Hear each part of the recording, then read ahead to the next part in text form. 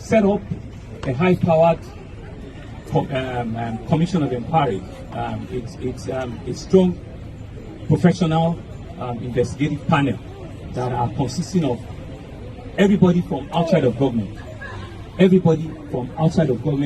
I'll roll out the names of the members. It's a 5-member with 1 secretary that's also external, and they've been given a clear terms of reference. Right, later today, I will be meeting with some of them, and we'll identify where they're going to work from, and we're going to give them a 30-day assignment for them to wrap up and tell us, indeed, professionally, what had gone wrong here, and who are the culprits, and what do we need to do.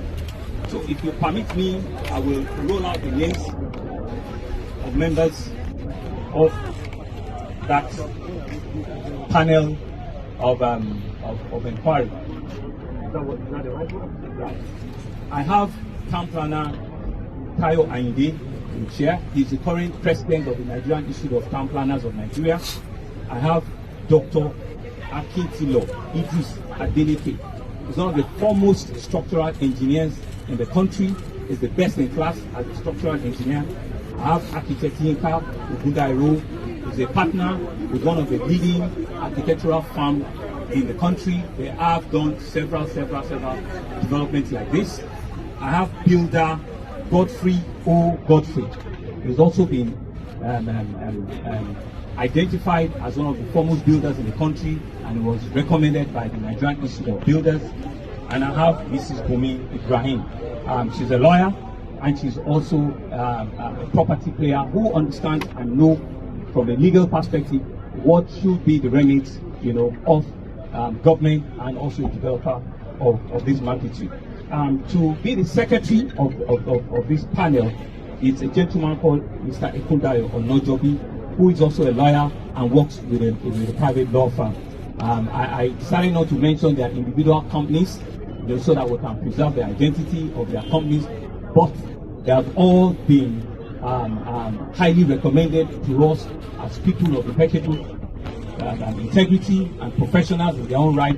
And you can see the mix of the profession there.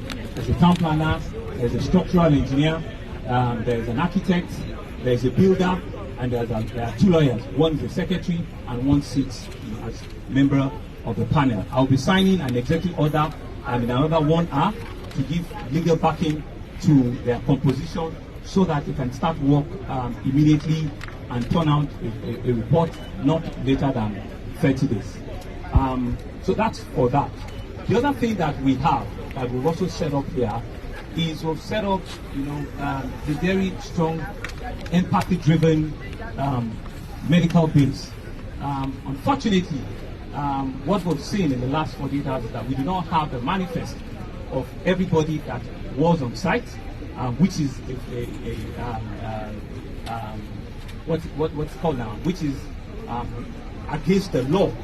On a daily basis, you're meant to have a manifest of everybody that's working in the construction. So there is no manifest, right? And unfortunately, too, it's also been very difficult for us to identify, or for anybody to come forward as maybe a project manager or a staff of the developer and the contractor. So we've also been working without having full information as to what is the modus operandi of the company. So that's why we do not know what numbers we're dealing with, or what the mix are, and what work they're doing there. So it's still completely a gap. We don't know. But what we do know as we speak now is that we've been able to rescue 9 individuals. Right, 6 of them are still in the hospital at the Gerrard Hospital in Lagos. So we have all their names, their telephone number, their pictures. We have everything, and 3 that have been discharged for minor injuries. Right, and so that's what we have today. But unfortunately, we have 21 confirmed mortality, meaning that people that have been taken out